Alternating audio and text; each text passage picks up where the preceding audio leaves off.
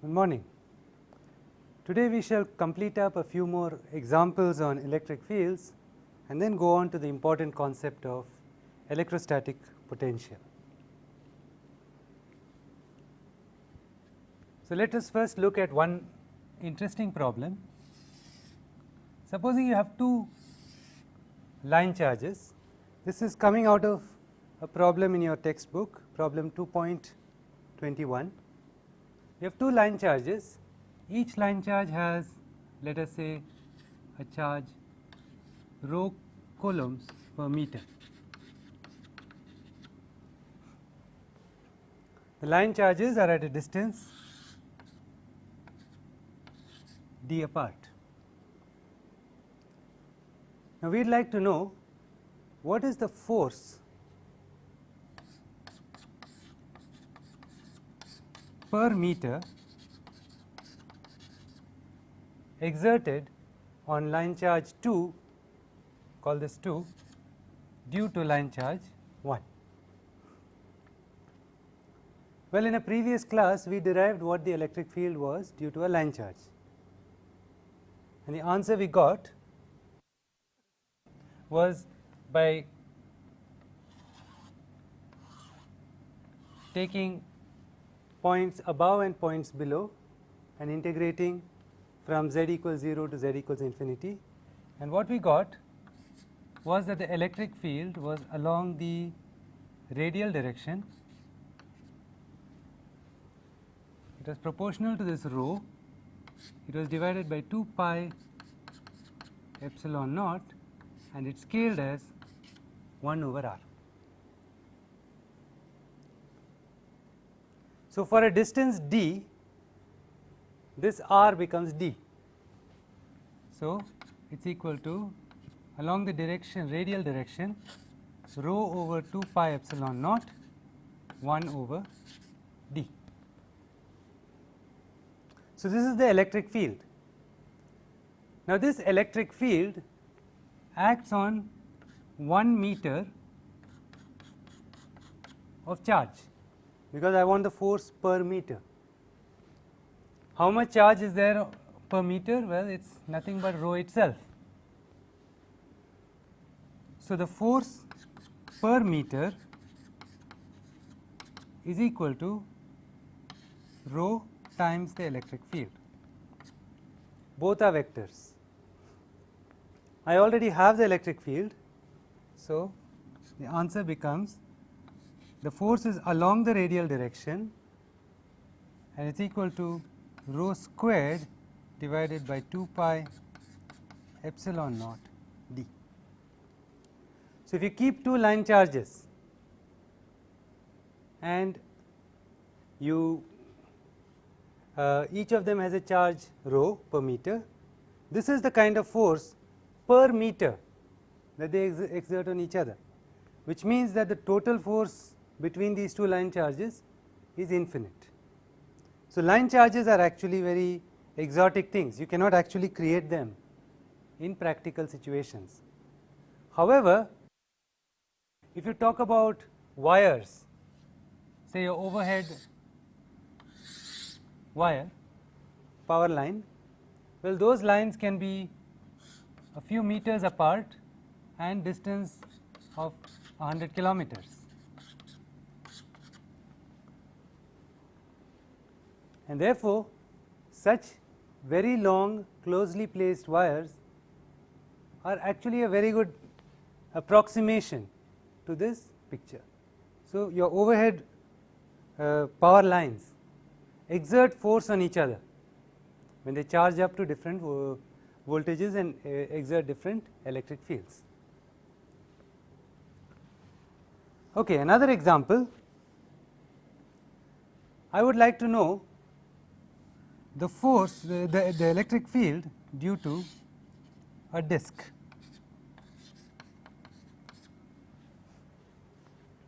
The disk has a radius a, and it is at a height, the point where I want the electric field is at a height z. The entire disk has a charge, let us say sigma coulombs per meter squared, and I want to know what is the electric field above this disk, z meters above this disk, and what is its direction. Well, last time I did half of this problem, so let me just repeat that half. What I will do is I will take a ring.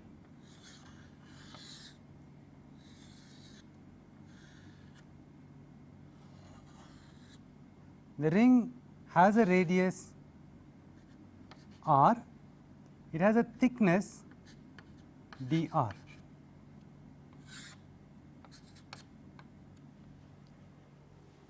Now, every point on this ring is equally distant from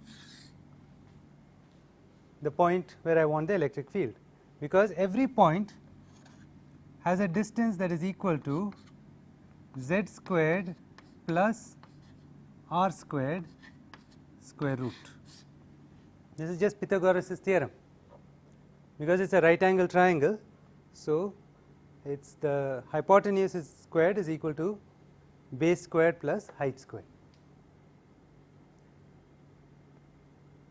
However, the electric field due to each of these charges is pointing in a different direction. In fact, the electric fields describe a cone. As I move the charge around the circle, the electric field moves in a cone around this point. So, how do I add it up and find a net electric field? What I do is I take diagonally opposite points of charge. If I take 2 points of charge that are diagonally opposite, then what happens is that the two directions in which they point will tend to cancel in the x y plane, but will tend to add in the z plane.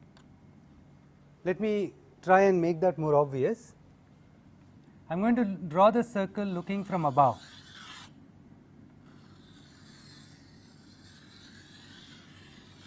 This is my ring of charge. I am considering a bit of charge here.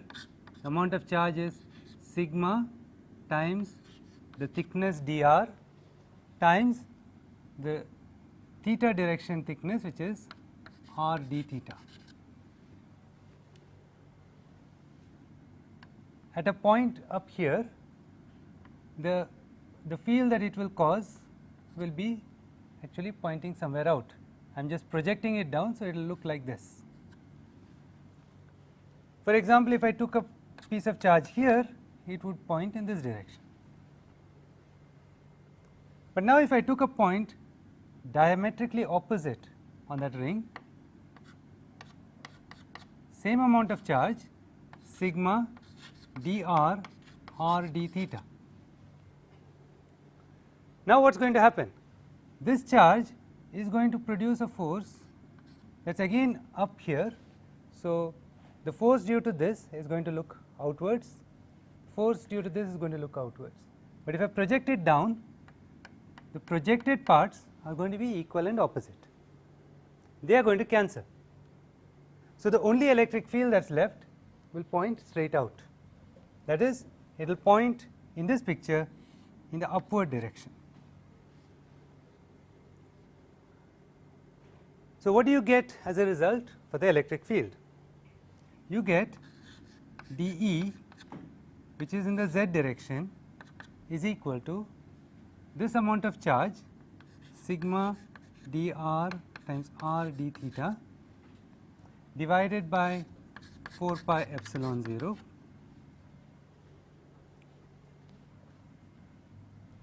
This gives me the times 1 over z squared plus a squared. Radius is, well, I can say it is r squared. This gives me the length of this arrow, but I do not want the length of this arrow, I want this length, the vertical length. So, there is an additional cos theta.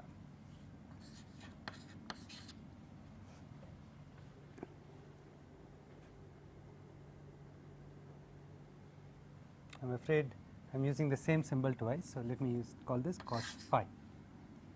Phi is this angle, whereas theta is this angle.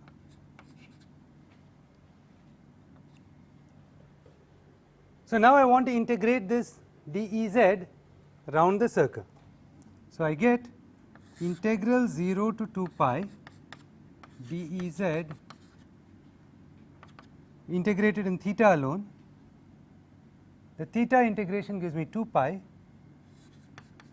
times sigma dr times r divided by 4 pi epsilon naught 1 over z squared plus r squared times cos phi. Now, if you look at cos phi is nothing but z over the hypotenuse is equal to z divided by square root of z squared plus r squared. So, when you put it all together, what you get is dEz is equal to sigma rz dr divided by twice epsilon naught z squared plus r squared to the power of 3 halves.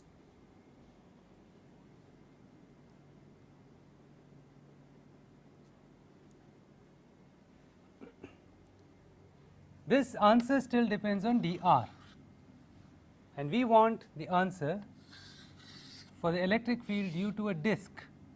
That is, we want to add up rings of different values of r all the way from r equals 0 to r equals a.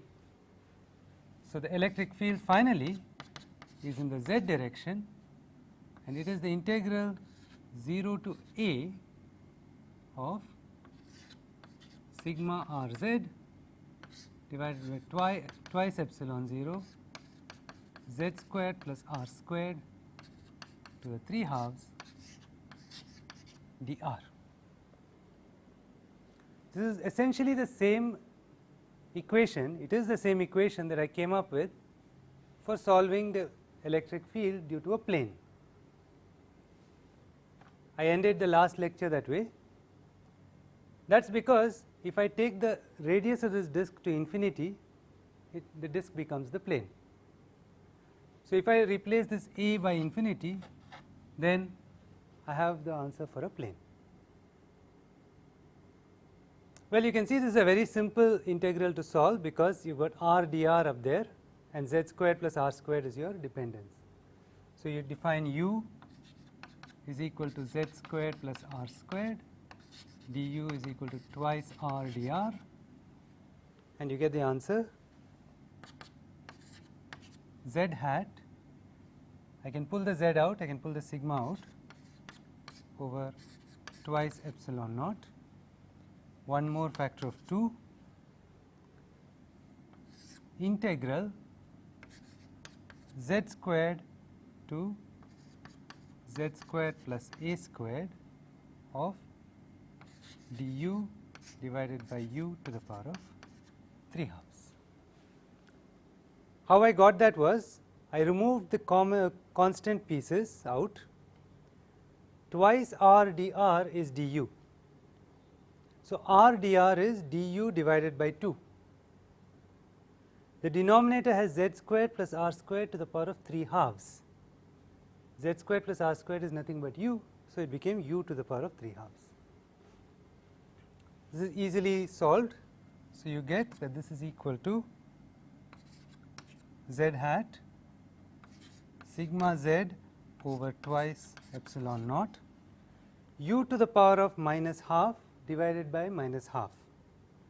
The half cancels out. So, you get minus u to the power of minus half going from z squared to z squared plus a squared. So, the answer finally becomes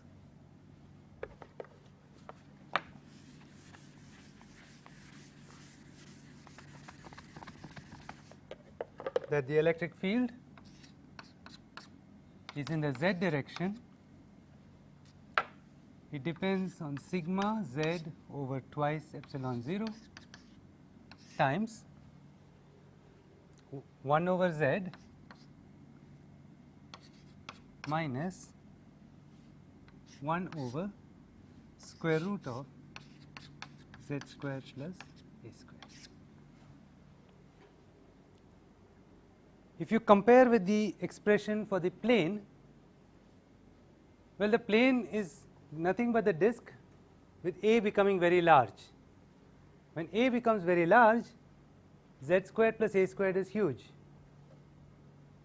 and this huge number is in the denominator, which means 1 over z squared plus a squared square root goes to 0.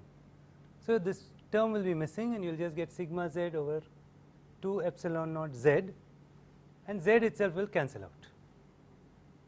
So, this was the result I had given you earlier, which was that if you have a plane, an infinite plane of charge whose charge was sigma, and you went a distance z from this plane and tried to find out what the electric field was, well, it did not matter how far you went out. However far you went out, the answer was always z hat sigma over 2 epsilon naught. Now, how can this be? There seems to be something very wrong with this. How can it not matter how far from the plane you are? The electric field is always the same. Well, there is a reason for it, and the reason is actually not that difficult. If we look at a particular theta from z, it strikes the plane on a circle.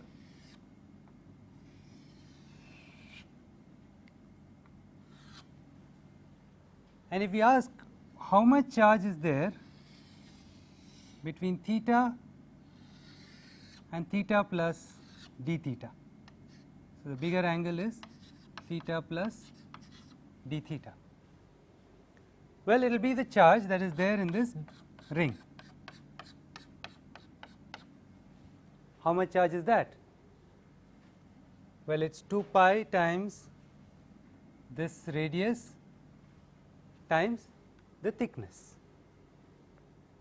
So, it will be, if this is theta and this is z, this height is z sin theta. So, it will be the dq would be equal to 2 pi times z sin theta times d of z sin theta.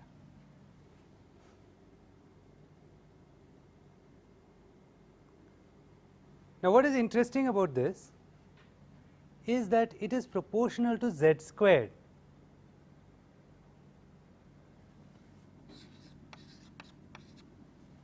So, the amount of charge that is present increases the further out you go.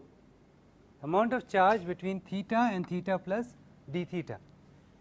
The amount of charge is not constant. If I were 1 meter away, I get so much charge. If I am 10 meters away, between 30 and 31 degrees, there is 10 times more charge. No, sorry, 100 times more charge. However, how far away is this charge? The distance is z squared plus z squared sin squared theta is proportional to r squared. So, square root is proportional to z. You can pull out z squared out of the square root, so you get an answer that is proportional to z. So, the amount of force exerted by this charge goes like dq divided by r squared. Well, dq is proportional to z squared, r is proportional to z, so r squared is proportional to z squared equals constant. So, what it means is the further out you go, the more of the charge of the plane you see. How much more? It quadruples for every doubling of your distance. At the same time, the distance has increased, and therefore, the effect of that quadruple charge has become 1/4. So, two effects cancel, which is why no matter how far away from a plane you go, the force is the same. So, the answer is the force remains constant. Now, I hope these kinds of examples give you a taste of how one does simple integrals to calculate the electric field. Now, in a certain sense, Poisson's equation is all you require if you knew where all the charges are, because sorry, not Poisson's equation, Coulomb's law is all you require if you knew where all the charges are, because Coulomb's law tells you that the force is equal to 1 over 4 pi epsilon 0 integral rho of r prime dv prime divided by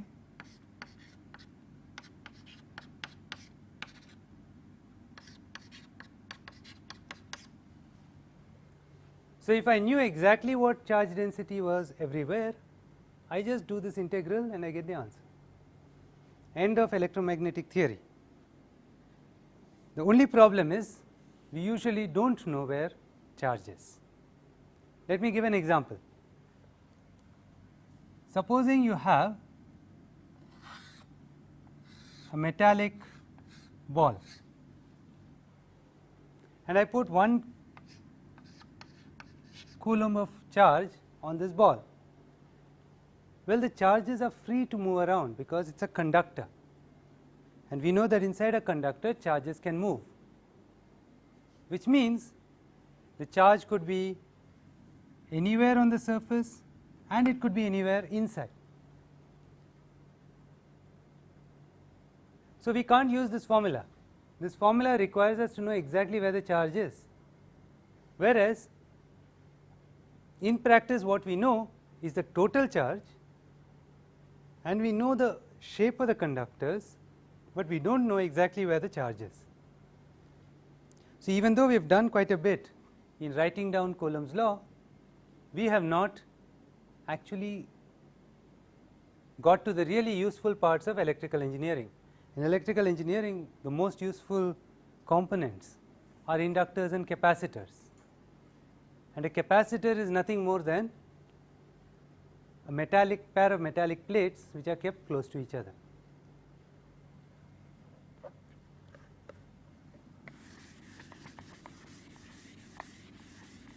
So, in order to tackle this problem, we need to introduce some new concepts. The first concept I want to introduce is work done in order to move a charge.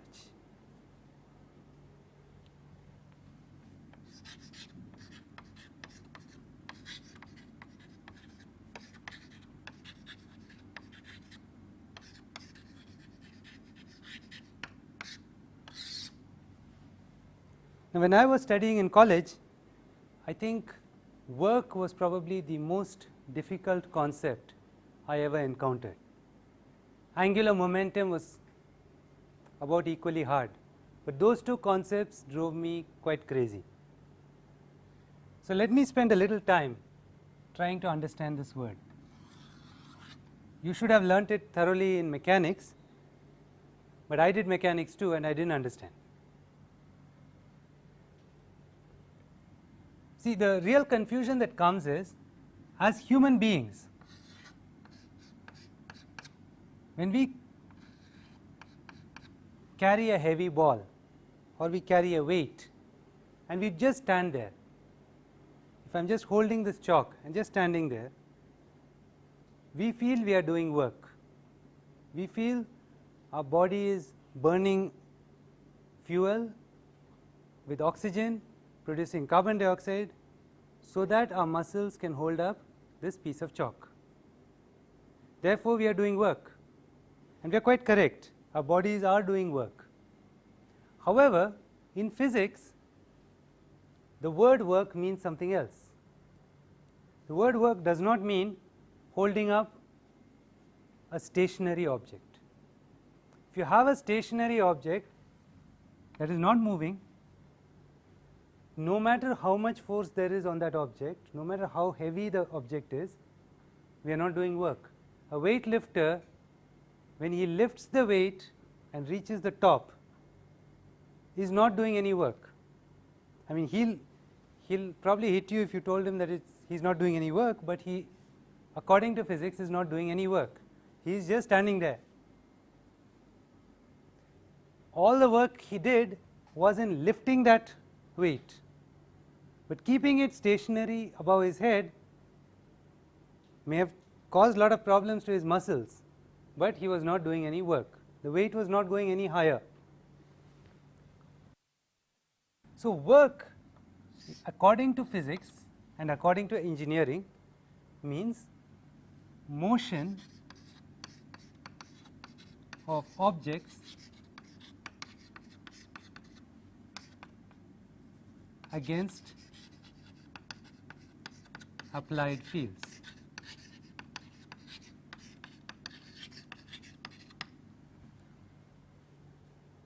And the words are all important. You must be moving. If you are not moving, there is no work. It must be an applied field. For example, supposing I have an object that is under some strain. Maybe I have got a compressed spring and I move the whole object. I am not doing any work. If I move the object, but the object's internal stresses are the only forces present, I am not doing any work. The forces have to be applied from outside, and the motion has to be against this field. For example, supposing force due to gravity is downwards, and my weightlifter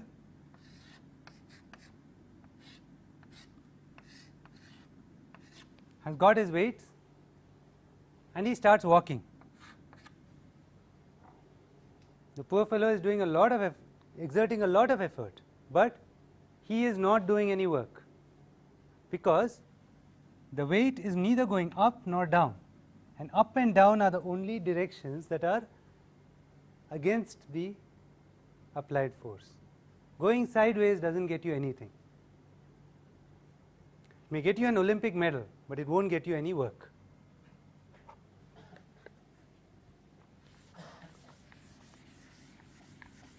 So now that we know something about work, how do we calculate work? We have to use that definition. So there is motion, and the motion is against a field. So if I have a gravitational field mg and I move in some direction, the part of that movement that is sideways doesn't count. That part of the motion, which is like the weightlifter walking around, does not do any work. It's only the part of the motion that is parallel to the direction of the field that does any work. So the amount of work that is done, dW, is given as the force dot the vector distance travelled. So if this is ds and this is force mg, you take the dot product of the two. If you take the dot product of the two, then only the part that's parallel to the force counts. The part that is 90 degrees to the force doesn't count, and that contributes to dW. This is the work done by the force on the object.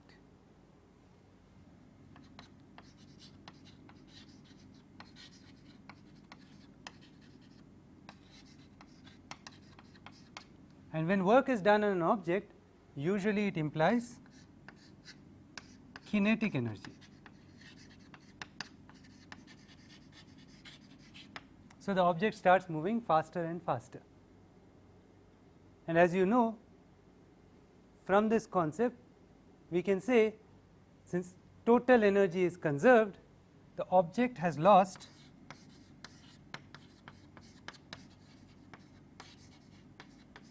potential energy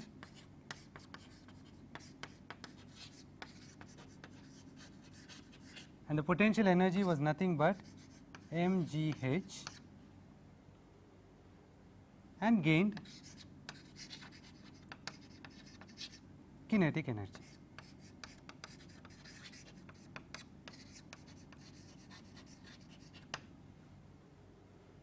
So, this is exactly what we have to do in electricity and magnetism as well, because we have forces.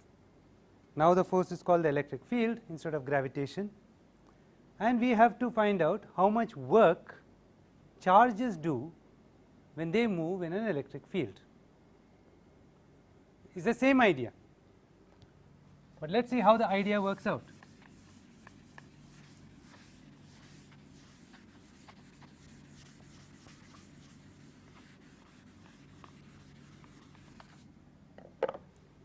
So, now I have a charge capital Q. I know that if there is any other charge small q, the force on that charge is along the line joining capital Q to small q and pointing away from capital Q. Now, I decide that I want to move this charge from the point A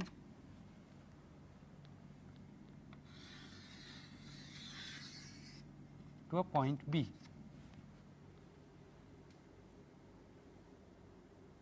It can be on any path whatever that I like. I want to know, is there any concept of work done? Is there any concept of kinetic energy of this charge, and does this charge gain or lose any potential energy? We know that in gravitation the concept is there. If this was the earth, this was a satellite, the force would point the other way, and if the satellite decided to move like this, it would have picked up kinetic energy and it would have lost potential energy. Is there a similar concept in electricity and magnetism? Well, at every point on this orbit, we can work out what the electric field is. You just have to draw straight lines.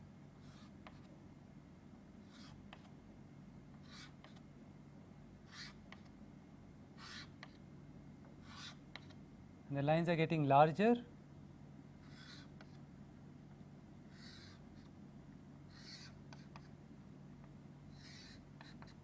As you get closer to the charge.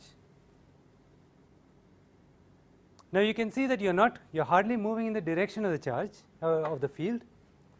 So, if you move on this line,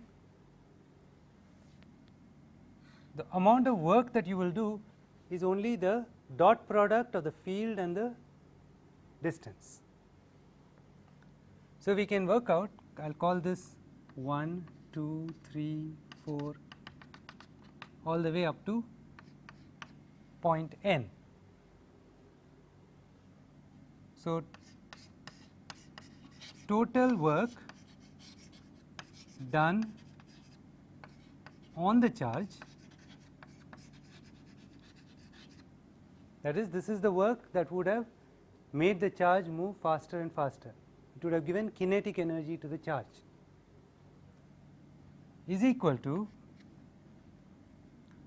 R12 dot QE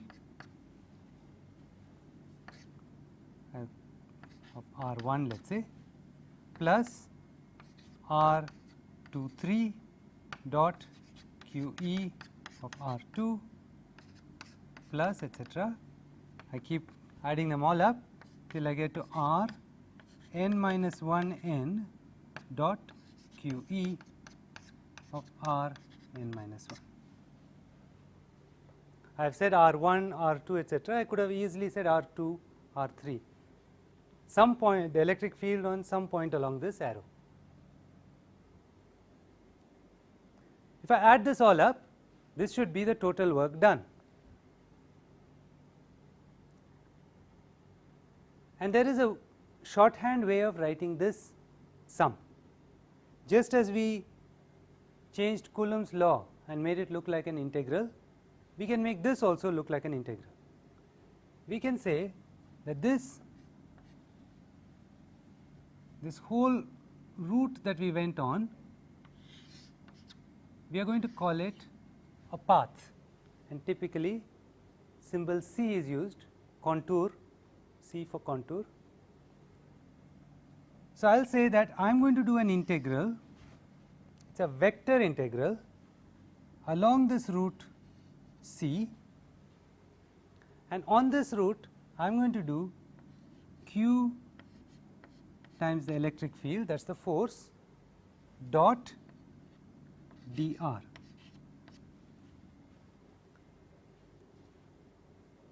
Why do I say this? If I take R12, R23, R34 up to Rn minus 1 n, I have actually built up this entire curve. So, in a certain sense, if I want to know how much work I have done by moving on this curve, it is like summing up all these little pieces. And you know that a sum consisting of very small steps is nothing but an integral. But it is a different kind of integral. It is what is called a line integral.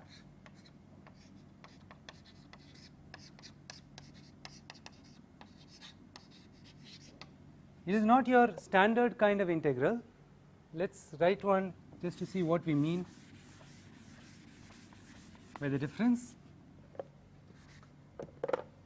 For example, if I have x and y,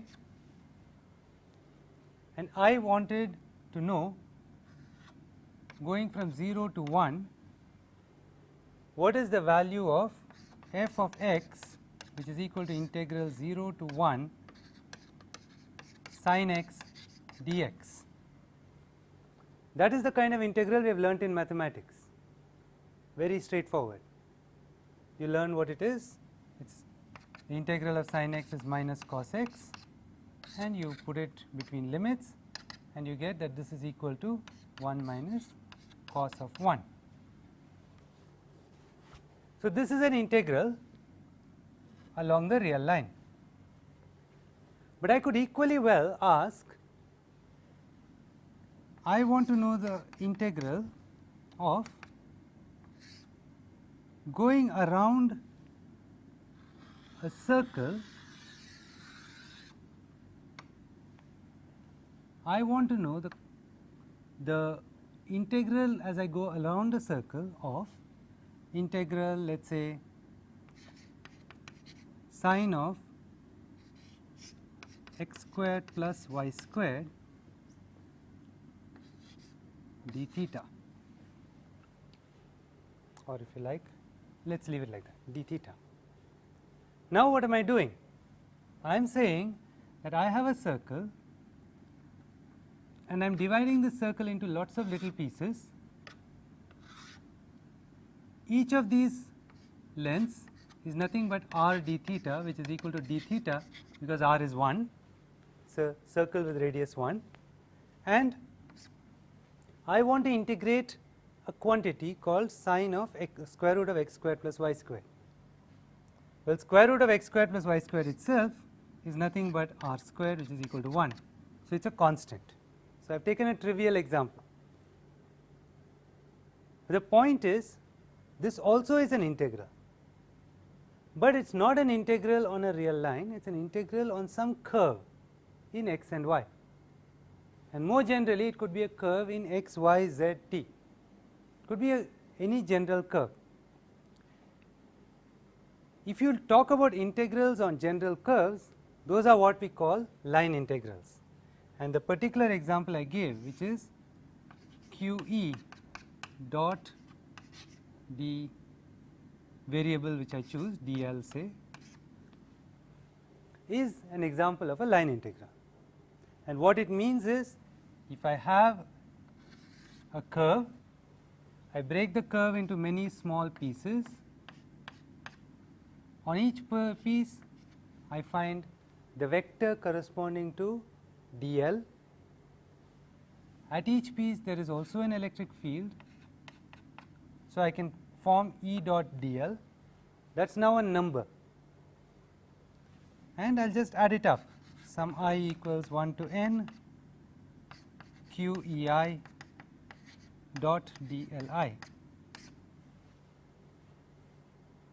And if I make these dl's very, very small, this sum becomes an integral. That is what it means. And this is so important. I think it is important that you think about it and you properly get comfortable with it. We will keep coming back to this. It will come back to haunt us unless we are quite comfortable with the idea.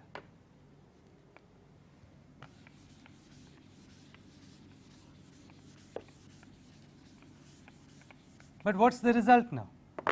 The total work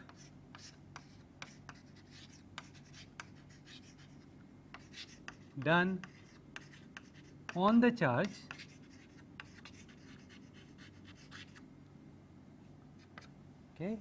which is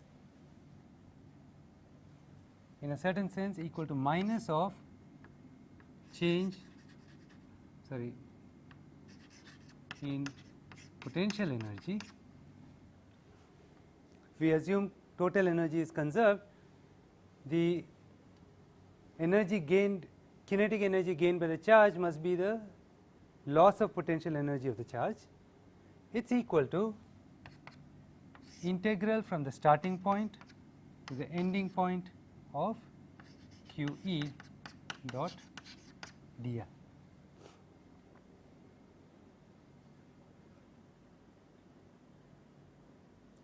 Now, that is interesting. It is just a definition, but there is one more interesting thing about it. If I have a charge q and I have a curve A to B, at any point the electric field points in the radial direction. It points away from the charge. The distance I move, dl, does not necessarily point in the radial direction, but you can always break dl into two parts. There is a part which I will call dr and a part that is the rest of it.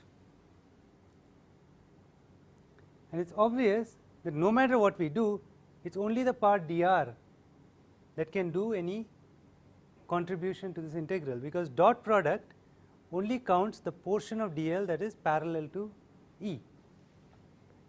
So, you can rewrite this equation as going from integral A to B, but QER dr. That is, at each point, instead of keeping the full direction of L, I am taking advantage of the knowledge that E is always pointing in the R direction. So, only the R part of L matters. So, I only keep dr. What does this do for me? Well, if I have got rid of all the other directions, I do not have to keep A and B as points. I can say going from RA to RB. And furthermore, I know an expression for ER. So, let me write that out. It is RA to RB Q times capital Q over 4 pi epsilon naught. ER is nothing but 1 over R squared dr.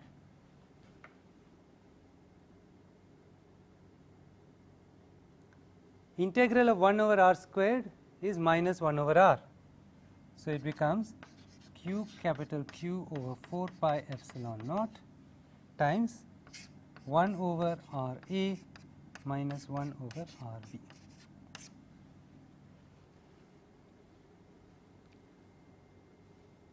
is a very strange result.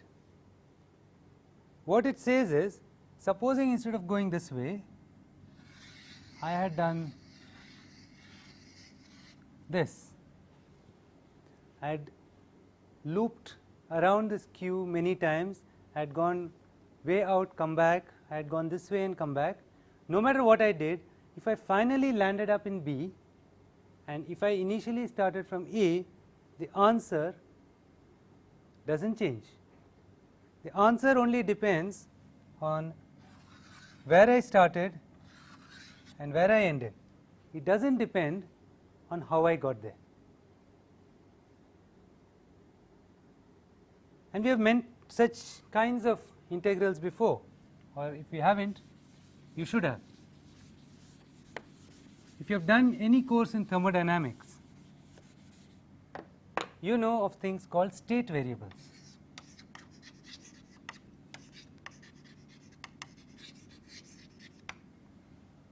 Entropy and variables like that, that you encounter when you do the second law of thermodynamics. They do not depend on the path either. When you are actually changing the state of a thermodynamic system, you go through some complicated path, but the initial and final states are defined based on where you landed up. What we are seeing here is something similar. There is some quantity here, the amount of work done on the charge, which did not care how you got from point A to point B, only where you started and where you ended. Now, as it turns out, since we are doing electricity and magnetism, we are not so much interested on the total work done on the charge, but we are interested in potential energy gained by the charge, which is equal to minus of this quantity, because it is the total work done by the charge. This will give you kinetic energy, so if you want potential energy, you have to take the minus of that. So, it gives me QQ over 4 pi epsilon naught 1 over RB minus 1 over RB. And typically, when we are talking about point charges, if we have a point charge Q and we want to use this formula, we will take the other point, the starting point, very far away.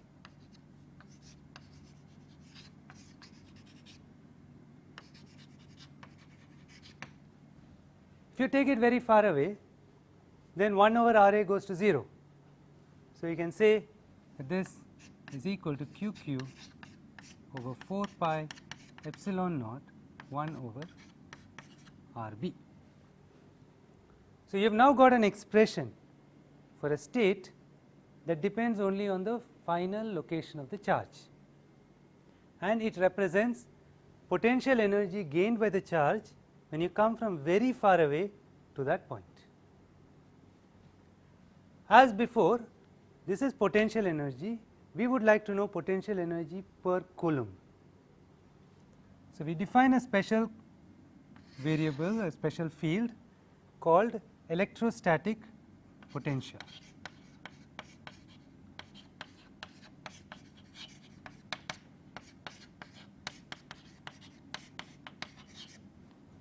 The symbol we use is the Greek letter phi, and the Greek letter phi is nothing but potential energy gained divided by Q itself.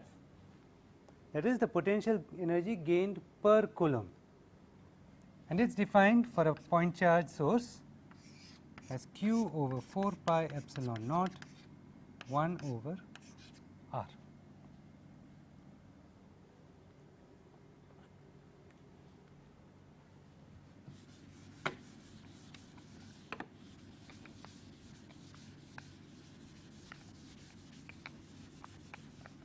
Let me recapitulate. The important thing about this potential function is precisely that it does not depend how you got to the point R. However you got to it, this potential function is the same.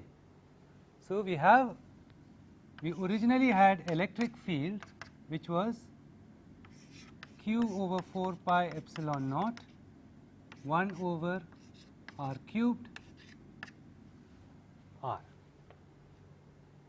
But now we have come to a different function phi which is equal to minus integral to r from far away E dot dl, which is equal to q over 4 pi epsilon naught 1 over r. This is Coulomb's law.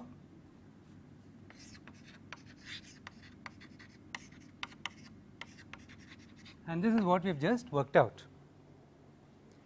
Now, there is a huge advantage to this function. We may have invented it, but this is a vector, this is a scalar, which means that this quantity involves 3 separate numbers for every point. This quantity involves only one number. So, phi is much simpler.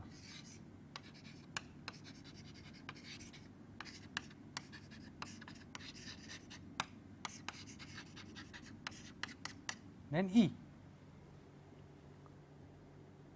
The other thing is phi represents something. Phi represents potential energy of charge, not potential energy per Coulomb of charge.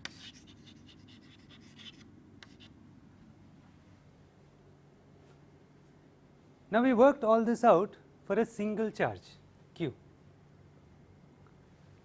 but we know that any interesting problem is going to have many charges, and in fact, if we have a metal, we do not even know where the charges are. So, what use is this? First things first, we know that electric field is equal to 1 over 4 pi epsilon 0 integral rho of r prime d prime divided by r minus r prime cubed and multiplied by r minus r prime. So, there is superposition working for us. For every little piece of rho dv prime, I can calculate potential, which means that the potential due to all these different pieces of charge phi of r must be equal to 1 over 4 pi epsilon naught integral rho of r prime dv prime divided by